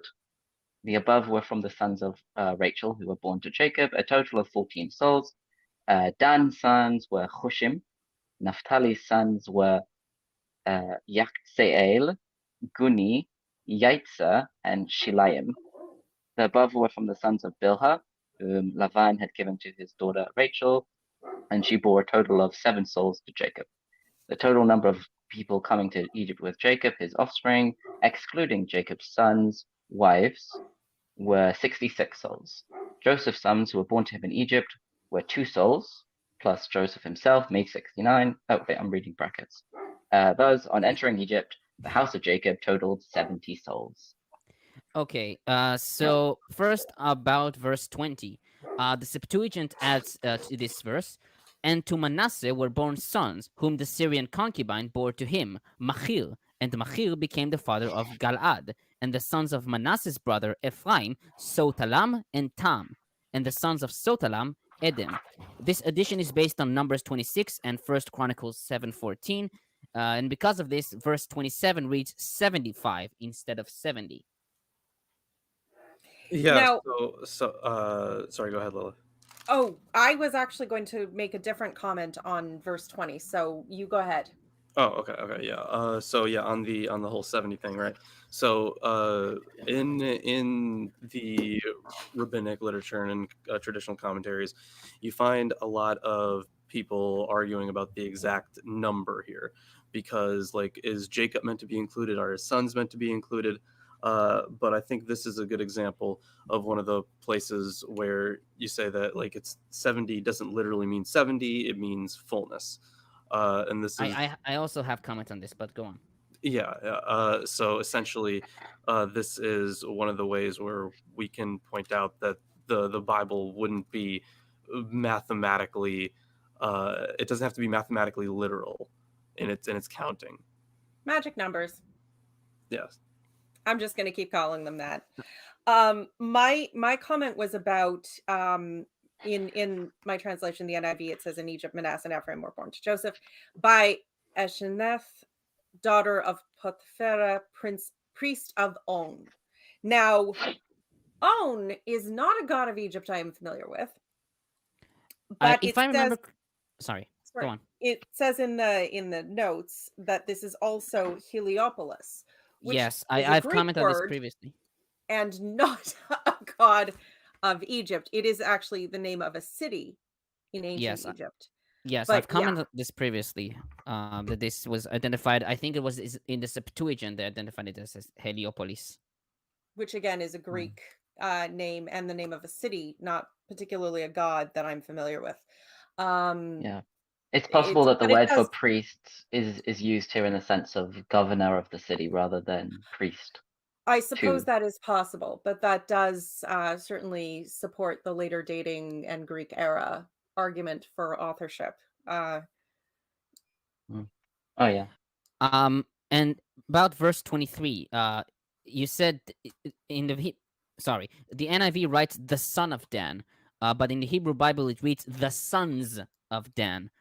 Ibn Ezra and Chizkuni, Yeah, Ibn Ezra Chizkuni wrote that it is possible that Dan had 2 sons and one of them died, and so the Bible did not mention him. However, this type of writing can also be seen in places like Numbers 26:8 and 1 Chronicles 2:8. So it seems like a convention in genealogies to write the sons in plural. Yeah. Mm. Although it's And- interesting that the son's name is Hushim, which kind of sounds like a plural. Yeah, I But- guess so. And A coincidence. verse 27 about the 70. So 70 is a typological number in the Bible. It is used to denote a large family. For example, Judges 8:30, Gideon is described as having 70 sons, and also Ahab in 2 Kings 10:1. The tradition of 70 sons can be seen in Ugaritic literature. For example, Athirat is described as having 70 sons who are also the sons of El.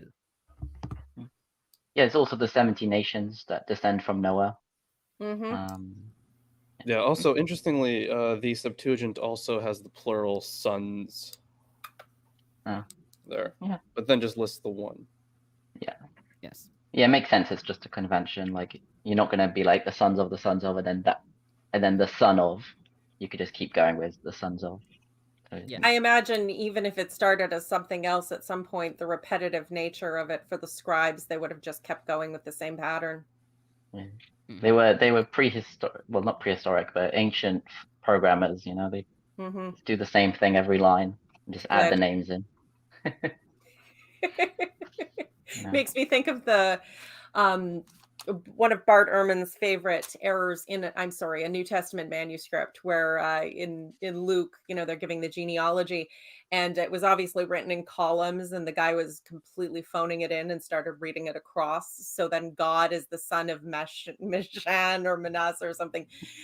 Some random guy in the middle of the genealogy. I love that. I love that mistake. It's one of my favorites. Thank you for Meshan. What's his name? I remember I did a lecture funny. on textual criticism, and that was one of the examples that I pulled up because I was just like, this is so funny. This is just so good.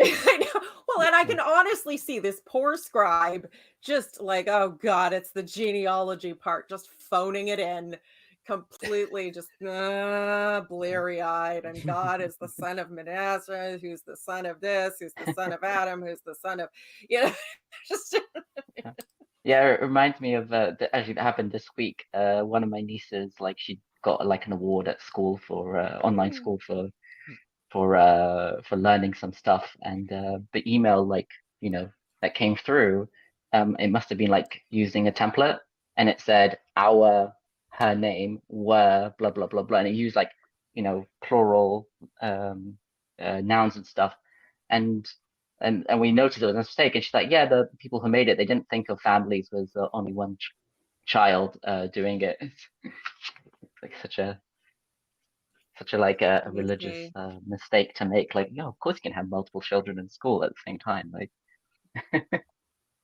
you would think. What verse well, are we up to? 28.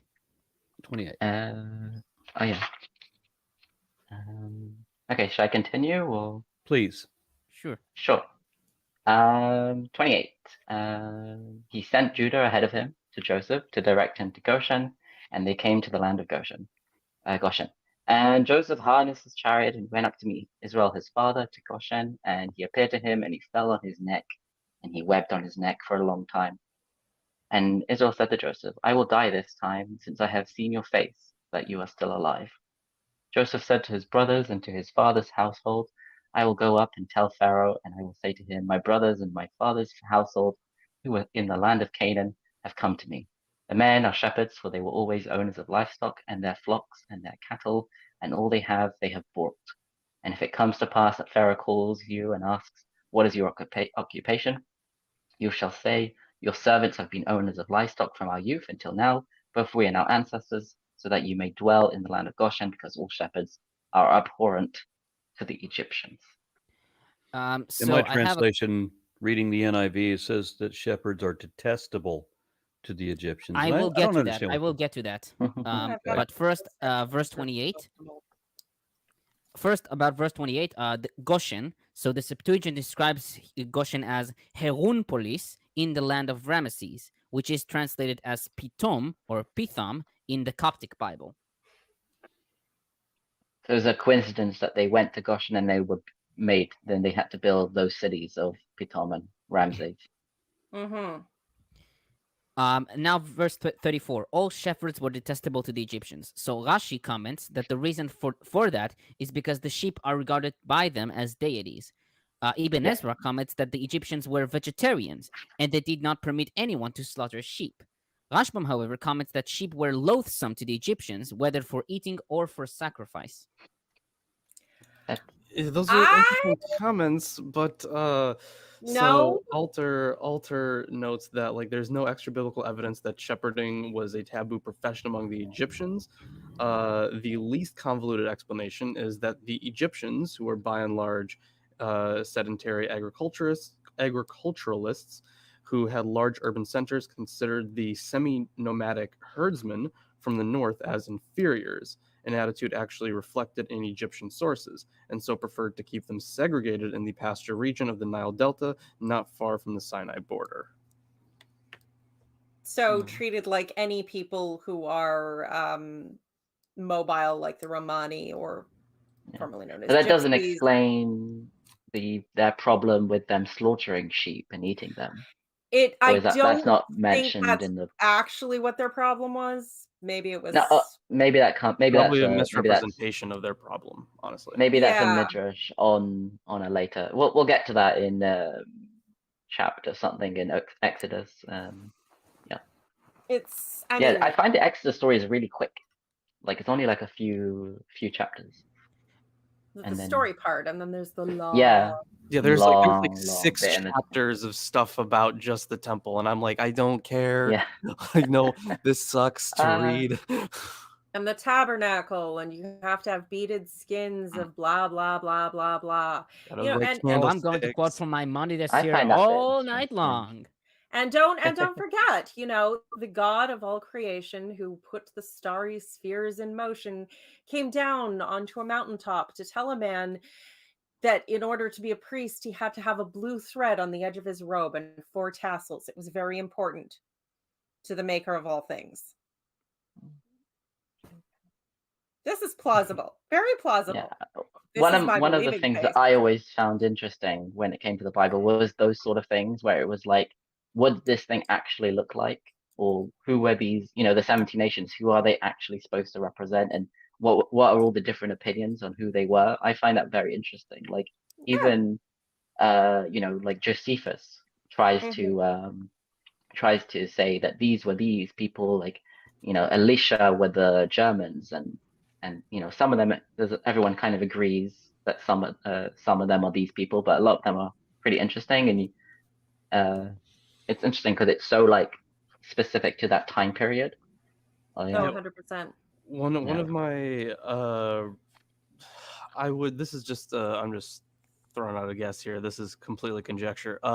So in Egypt, when referring to Egypt's enemies, they usually talk about the 9 bows.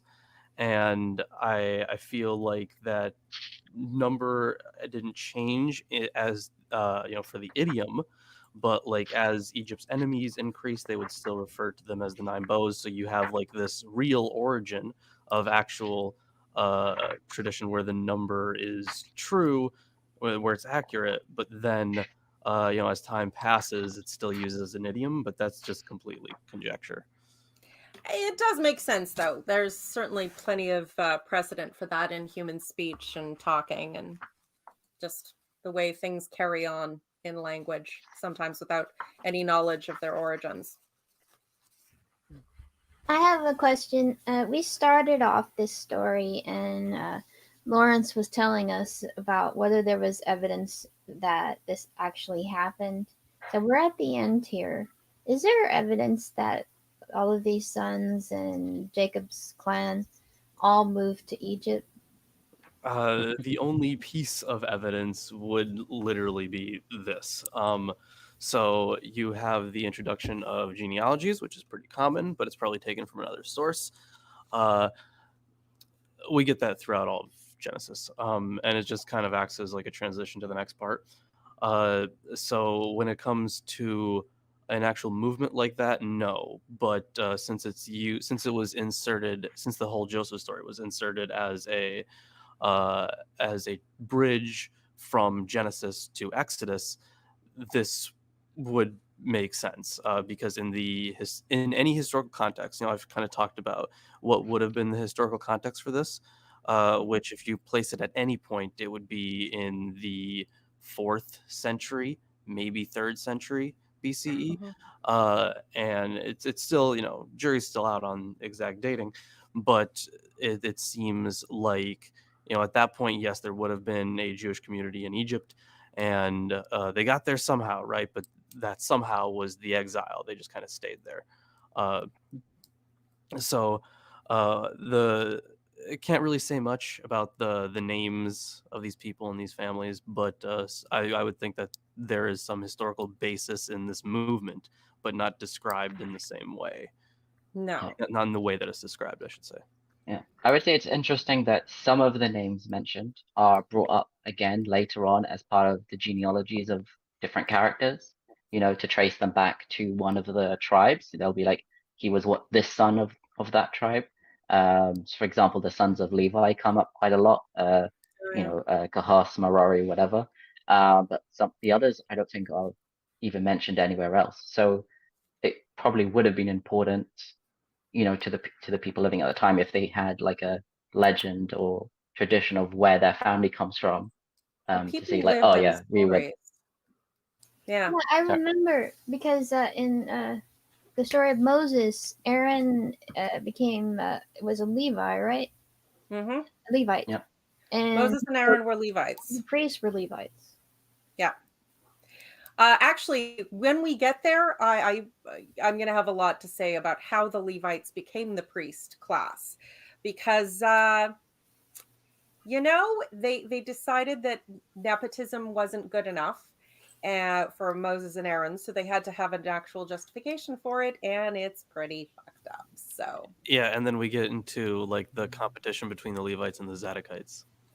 Oh yeah, I was thinking more of the slay every man his brother. Oh yeah, that one. Yeah, that one's a fun one. Yeah, I think there is a Jewish tradition that originally priestly, like the priests were the oldest son. The Levite tribe was given the priesthood, not on the basis of nepotism, of course, but on the basis of genociding their fellow Israelites. So. Yeah. That's one of the contradictions that I enjoy in the Bible, where it says, thou shalt not kill, and then flip a couple pages, kill every man and his brother. Yeah. Yeah. So it's not thou shalt not kill, it's thou shalt not murder, which means illegal killing. Right. And legal stuff. What that means is, well, maybe in your Jewish Bible that's what it says, but in an American Bible it's thou shalt not kill. Yeah, it's a legal context there, which doesn't excuse it by any means, but it's still in a legal context. And once we get to the whole golden calf narrative, which like directly precedes that killing, I think I'm gonna have a lot to say on that, because I did do a video on the golden calf stuff, which was really interesting. We will have so much to discuss. I'm looking forward to it.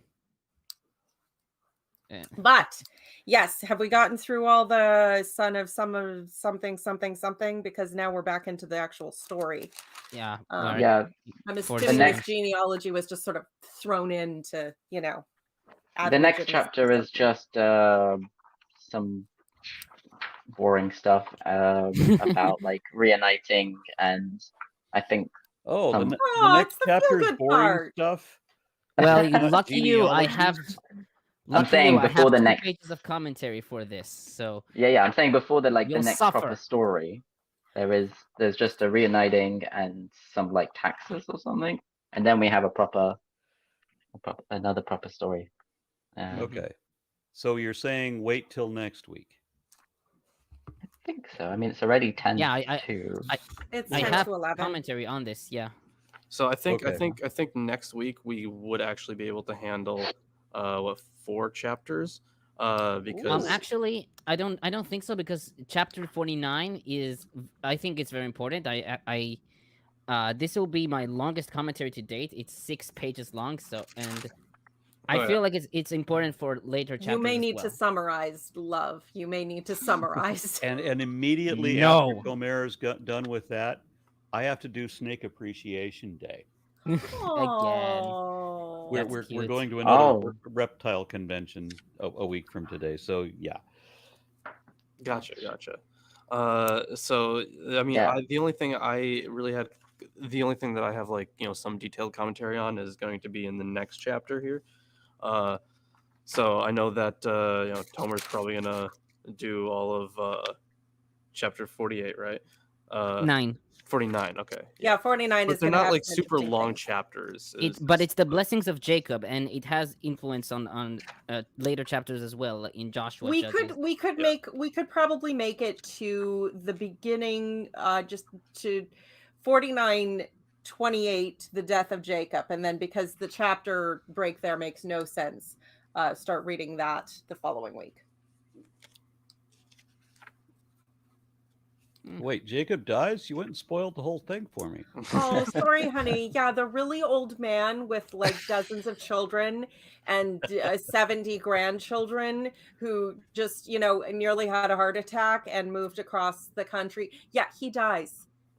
But don't worry, his The guy his who son lived Joseph 2,500 stays years alive ago? I know you're shocked. But don't worry, his son stays alive until the 1700s, apparently. No, Oh, Wow. no, I'm joking. Yeah, the thing is with how chapter 47 and 48 are fairly lengthy. 48 not so much. But I think if we were to summarize the points, Tomer, then we should be able, because I don't want to leave just the rest of chapter 49 or even just chapter 49 and 50 for their own thing, because they'd be entirely too short, I would think. yeah, that is the end of Genesis. That would, yeah, exactly. That would be my worry there. I Well, love we'll that have phrase. The end of Genesis. I should write a book with that title. I love it.